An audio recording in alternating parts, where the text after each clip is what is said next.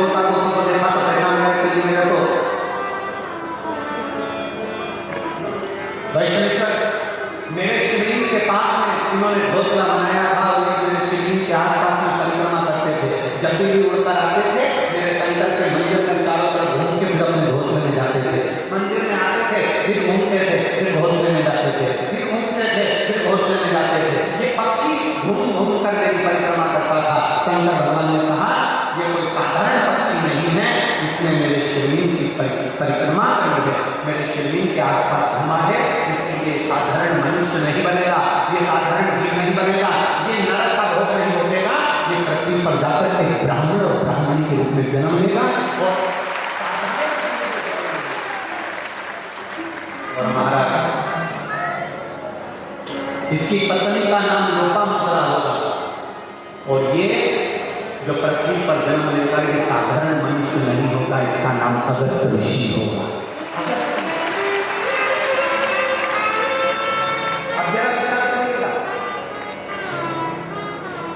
शंकर भगवान के शिवलिंग के ऊपर चारों तरफ घूम रहा है तो पक्षी अगस्त ऋषि का जन्म पा लेगा।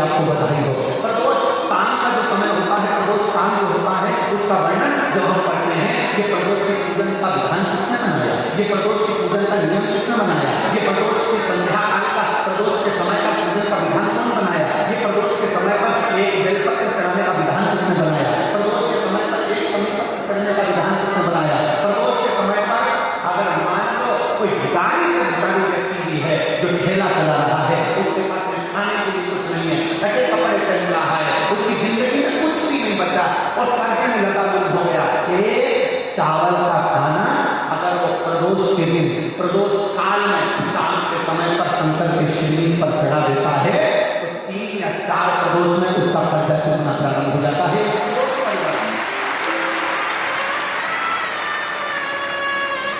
इतना ही प्रदोष का वर्णन करा, इतना प्रदोष की महत्वता बताई,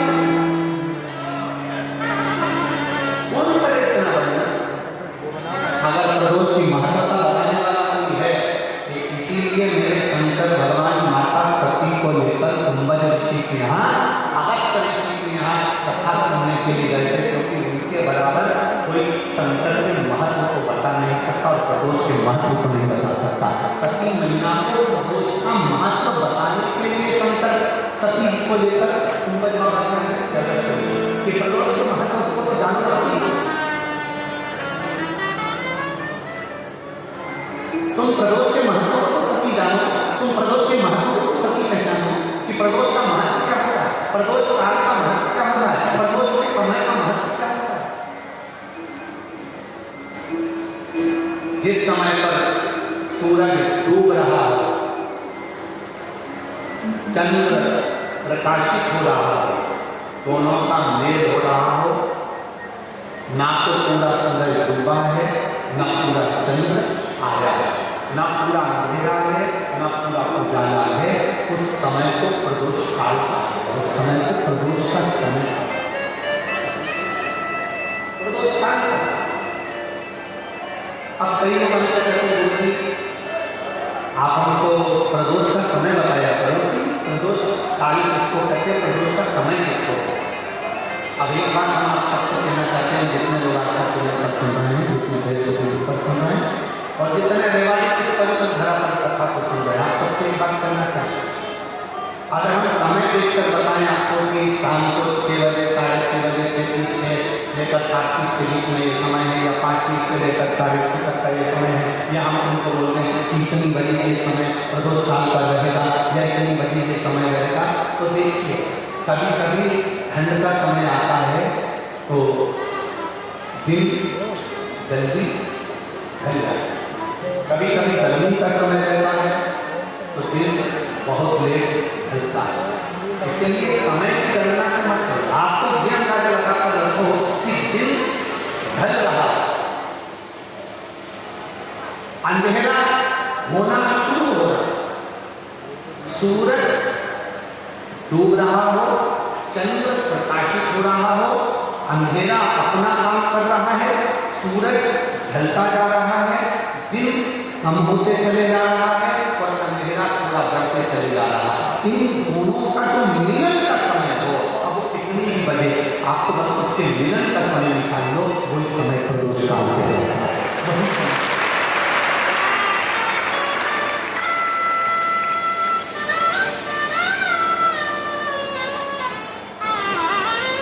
अब प्रदोष काल की पूजन का विधान किसने बनाया? कोई आपसे पूछे तो क्या बताते हैं? जल्दी बोलो, जल्दी से। कौन ने बताया? अगस्त। सबसे पहले प्रदोष की पूजन कौन ने करी? अब कोई आपसे पूछे तो आपको उत्तर देगा। 12 ज्योतिर्लिंग में से ज्योतिर्लिंग है ओमकारेश्वर। कौन सा ज्योतिर्लिंग है? सब बोलो। ओमकारेश्वर। विंध्य नामक पर्वत पर वो ज्योतिर्लिंग गिरा। एक बार देवर्षि नारद भ्रमण करते करते विंध्य पर्वत पर आए। नारद जी का तो काम हम सबको मालूम नहीं है। नारद जी का काम तो मालूम है ना? क्या काम है? दुनिया के लोग कहते हैं नारद जी का काम है चुगली करने का, पर शिव महापुराण की कथा कहती है नारद जी का काम चुगली करने का नहीं है। नारद जी का काम किसी व्यक्ति को अग्नि प्रज्वलित कर किसी व्यक्ति में आग प्रज्वलित कर किसी व्यक्ति के हृदय को जलाकर भगवान की भक्ति को प्रकट करने की सामर्थ्य का कोशिश है। लोग कहते हैं नारद जी का काम चुगली करने का है, लोग कहते हैं नारद जी का काम निंदा करने का है। निंदा करने का नहीं, निंदा के माध्यम से भगवान की भक्ति प्रकट करना। किसी के अंदर इतनी जलन उत्पन्न कर देना कि वो तप करने लगे, किसी की इतनी बड़ाई कर देना कि वो भगवान की भक्ति से जुड़ जाए। ये देवर्षि नारद का दुनिया के लोग, दुनिया के कथाकार कहते हैं कि देवर्षि नारद की निंदा है, देवर्षि नारद चुगलखोर है, देवर्षि नारद निंदा करते हैं। ये दुनिया के लोगों ने एक पक्ष देखा, अगर दूसरा पक्ष देखे तो मालूम पड़ता कि देवर्षि नारद निंदा नहीं है। देवर्षि नारद जो देवर्षि नारद है वो चुगलखोर नहीं है। देवर्षि नारद अपनी वाणी से किसी के अंदर अग्नि उत्पन्न कर उसको इतना अंदर से जला देते हैं कि वो भगवान को प्राप्त करने के लिए कुछ ना कुछ प्रयास करेंगे। जब जब देवर्षि नारद ने निंदा करी, जब जब देवर्षि नारद ने चुगली करी, तब तक देवता को प्रकट होना।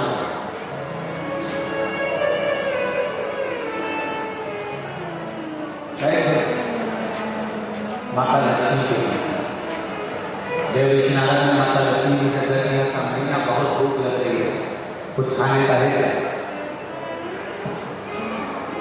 बहुत तेज भूख लगी है, कुछ खाने का है आपके पास? मैया ने अंदर से जाकर मोतीचूर का लड्डू लाकर नारद जी ने जो मोतीचूर का लड्डू खाया तो नारद जी ने कह दिया, मैया लड्डू और सुनिया जी के घर पे विख्यात होता लड्डू बना, तुझे तो लड्डू बनाना भी नहीं आता लक्ष्मी जी। अब तो लक्ष्मी जी को क्रोध आ गया। इतनी देर में नारद जी पहुंच गए पार्वती जी के पहुंचते से कहीं भूख लग गई, भूख बहुत तेज। पार्वती के अंदर गई, उन्होंने आकड़िया की रोटी काकड़िया के साथ नारद जी को दे दी। नारद जी भोजन करते से बोले, मैया रोटी तो अनसुईया जी के लिए थी, क्या रोटी बनाती है, क्या पार्वती जी का हृदय। थोड़ी देर बाद नारद जी ब्रह्मा जी में पहुंच गए। ब्रह्मा जी बैठे, ब्रह्मा जी से कहा का बहुत भूख लग रही है। ब्रह्मा जी अंदर गए, खीर बनाकर ला रहे हैं। नारद जी बोले, भैया खीर तो अनुसुईया जी के घर की क्या जोड़ता। तो तीनों देवियां इकट्ठी हो गई। मोहल्ले की 3 माताएं अगर एक जगह पर मिल जाए तो समझ लेना कि किसी न किसी की बुराई चालू है।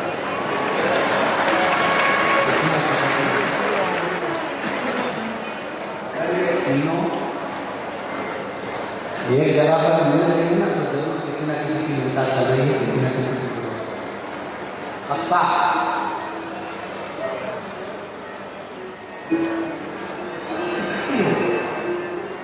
तीनों देवियों ने आपस में विचार करा कि परेशान हो गए नारायण के कारण अनुसुईया अनुसुईया अनुसुईया अनुसुईया ऐसा क्या अपने अपने पत्नियों को परीक्षा लेने लगे। ब्रह्मा विष्णु महेश तीनों परीक्षा लेने के लिए और जैसे ब्रह्मा विष्णु महेश परीक्षा लेने के लिए चले, परीक्षा लेने के लिए जैसे चले इतने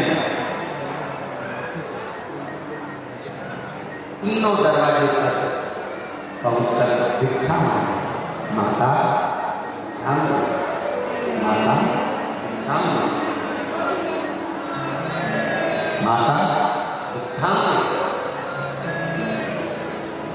अनुसुईया जी बाहर निकल कर और माता अनुसुईया जब बाहर निकल कर आई, माता अनुसुईया जी ने जो दर्शन किया, दर्शन करते से माता अनुसुईया जी ने पूछा देवताओं आपको क्या चाहिए? तो भिक्षा चाहिए। अनुसुईया जी अंदर गई, पात्र में थोड़ी सी भिक्षा लेकर आई, अन्न का दान देने लगी।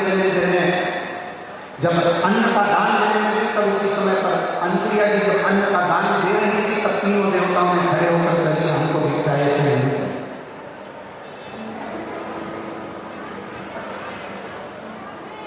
हमको ऐसी भिक्षा नहीं चाहिए।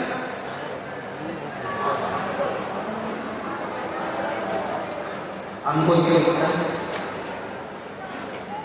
तो तुमको कैसे भिक्षा चाहिए? ब्रह्मा विष्णु महेश ने कहा, क्योंकि इनको देवियों ने कहा था कि जब भिक्षा मांगने जाना तो अनुसुईया जी से कहना कि वस्त्र उतार कर भिक्षा देने। वस्त्र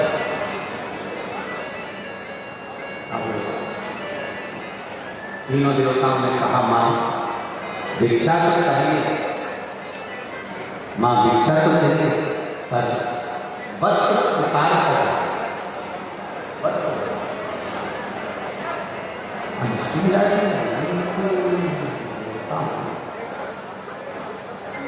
आप कह रहे हो कि उसकी पर बड़ा बन रहा है। आप कह रहे हो कि भिक्षा चाहिए और भिक्षा चाहिए और वो भी वस्त्र उतार। अनुसुईया जी ने कहा बाबा ऐसी कोई भिक्षा कोई नारी कभी नहीं दे सकती। ये भिक्षा कभी कोई नारी नहीं देगी। नारी अपने वस्त्र उतार कर कैसे भिक्षा देने लगी? तीनों ने जो ऋषि का रूप रख कर आए थे, साधु का रूप रख कर आए थे, उन तीनों ने कहा मां भिक्षा तो हम ऐसे ही देते हैं, अगर दोगी तो लेंगे वरना भूखे रह जाएंगे, और अगर हम भूखे रह गए तो उसका दोष तुम्हें लगेगा। अनुसुईया के अंदर में नारद जी ने जो तीनों देवियों को अग्नि उत्पन्न करी थी वो अग्नि आप काम कर गई। अनुसुईया जी अंदर जाकर जल लाई, अगर मेरा साथी को पता है मैंने अपने पति की सेवा पर अनुमान करी है तो ये तीनों की तीनों बच्चे हो जाए। जो जल छोड़ा तीनों की तीनों देवता देव मिल के छोड़ा।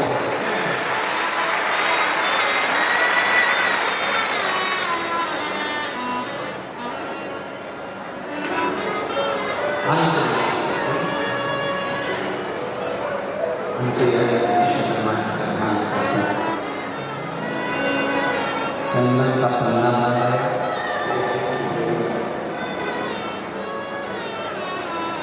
तीनों देवताओं को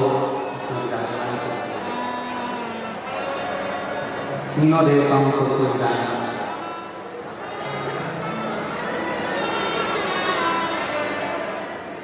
और तीनों देवता उसमें विराजमान।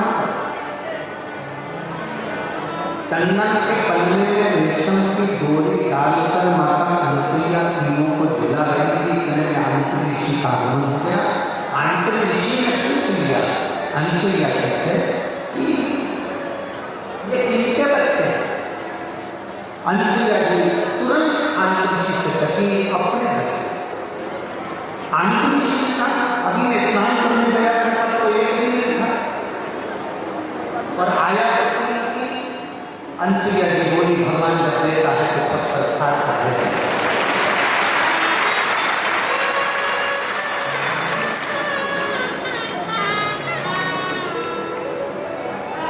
माता अंशुया ने डाल दिया आलना, बन करके झूल रहे।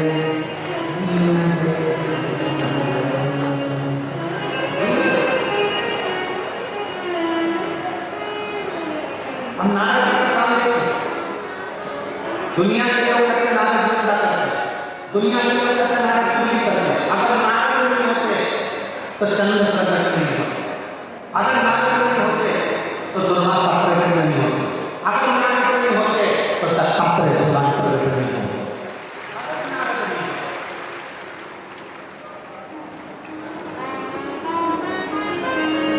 नारद जी लक्ष्मी जी के पास में पहुंचे, मैया आज बड़ी बेचैनी दिख रही। लक्ष्मी जी बोली, क्या बता, हुआ क्या? अपने पति को भेजा था अंशुया जी की परीक्षा लेने के लिए, पर पते नहीं होते, आज बहुत देर परीक्षा नहीं। नारद जी बोले, वो तो पल्ले में झूठ रहे हैं। लक्ष्मी जी बोली, फालतू बात मत कर, मेरा इतना बड़ा पति कोई पल्ले में झूले। कल्याण सिद्धा नारद जी वहां से चले तो पार्वती जी ने पहुंचे। पार्वती जी बहुत डिप्रेशन में, बहुत टेंशन का माता। भगवान देवर्षि नारद ने पूछा, माँ आप बहुत चिंता में दिख रहे हो। नारद जी बोले, तो पार्वती जी बोली, बहुत चिंता है, मेरी सहेलियों के कहने पर मेरे पति को परीक्षा लेने गया तो अभी तक पते नहीं है, और मेरे पति को तो कोई पकड़ नहीं सकता, कोई उनका ट्रीटमेंट नहीं कर सकता, क्योंकि उनके गले में बता था। इसके बाद मैंने मेरे पति को पकड़ लिया। मैया पल्ले में जुड़, सरस्वती मैया से क्या पल्ले में जुड़ रहे, तीनों देवियों ने नारद जी के साथ पकड़ लिया। ये बता कि हमारे पति को कैसे देखा है? नारद जी ने कहा, जैसे तुम्हारे पति मारने गए वैसे तुम नहीं चलेगा। तीनों ने ब्राह्मण की पत्नी का रूप लिया, दरवाजे पर अंशुया जी के पहुंच गई। अंशुया जी के दरवाजे पर जाकर तीनों देवियों ने आवाज लगाई, माता भिक्षाम दे, माता भिक्षाम दे, माता भिक्षाम दे, माता भिक्षाम। बार बार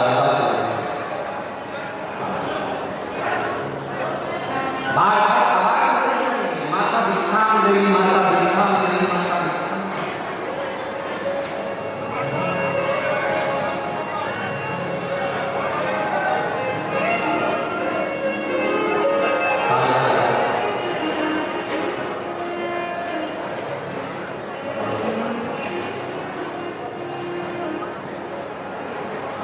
जैसे ही आवाज लगाई, पार्वती मैया निकल, अंशुया मैया निकल कर कहा, जो अंशुया मैया निकल कर बाहर आती है, मैं अंतरिक्ष में हवाई आ गई। अंशुया कहाँ जा रही हो?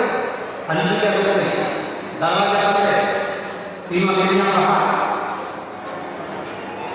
लक्ष्मी ने पार्वती से कहा, पार्वती जब देखो तो अंदर में पति है भी।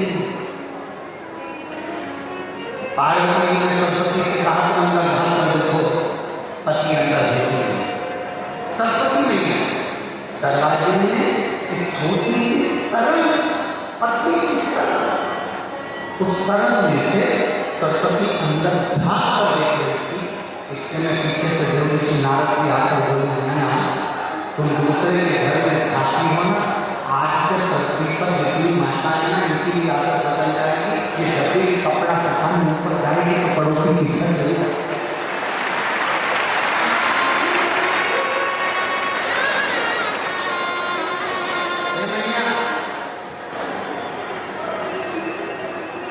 होली पे, दिवाली पे अपने यहाँ पपैया बनी की बनी, गुजिया बना की बना, मटन बनी की बनी, चटनी बनी की बनी, अपने घर पर अचार डाला कि नहीं डाला, अपने घर पर कुछ काम हुआ कि नहीं हुआ, इनको कोई मतलब नहीं रहा। पड़ोसी क्या जरूर देगी, तूने क्या किया।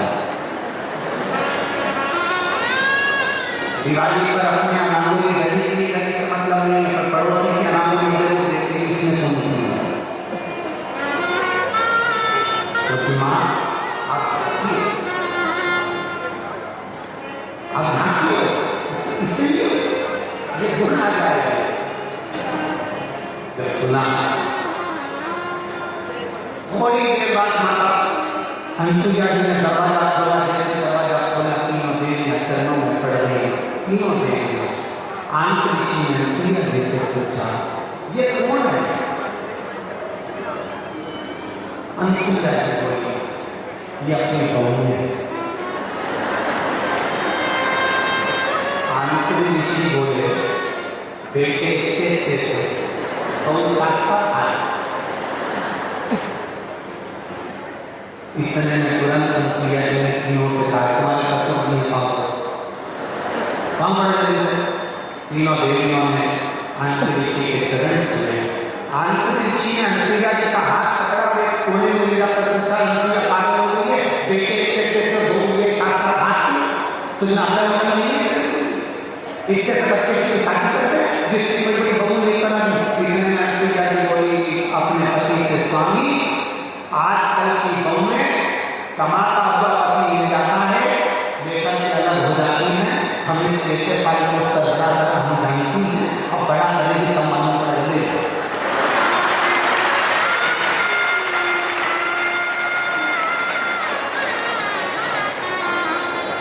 अब तीनों देवताओं को देखकर टेंशन में आ गई।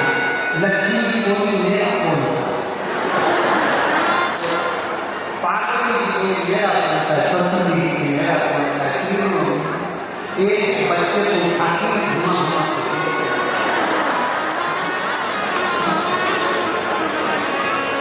हनुमान जी जिसका जन्म सर उठा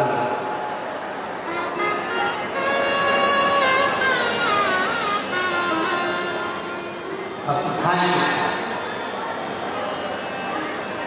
लक्ष्मी जी सबसे पहले बोली कि देखो, सबसे पहले मैं विद्वान भी हूँ और चतुर भी हूँ, और मैं अपने पति की छाट सकता।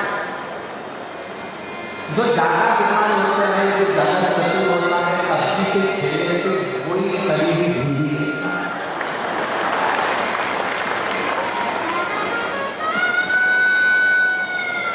कारण देना जो ज्यादा समझदार है, खाता भूल जाता।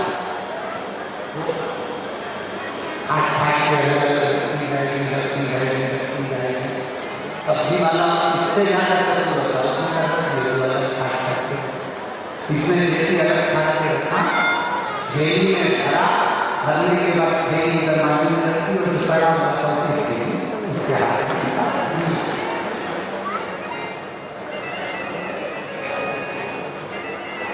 लक्ष्मी को लक्ष्मी जी अपने पति को कहा, जो छाट में बैठी लक्ष्मी जी तो भगवान ब्रह्मा जी को उनकी गोदी में उठाया और ब्रह्मा जी को गोदी में उठाकर रखी।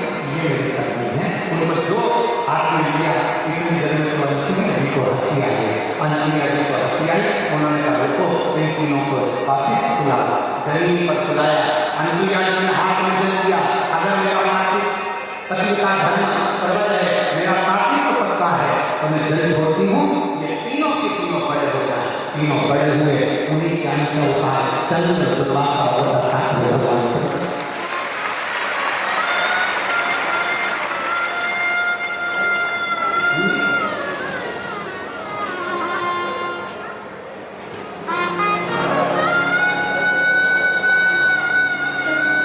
दुनिया के लोग कहते हैं कि देवर्षि नारद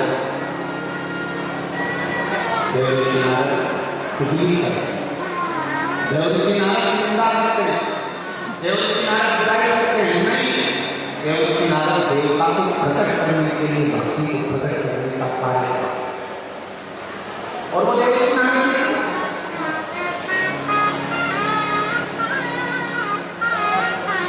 इसीलिए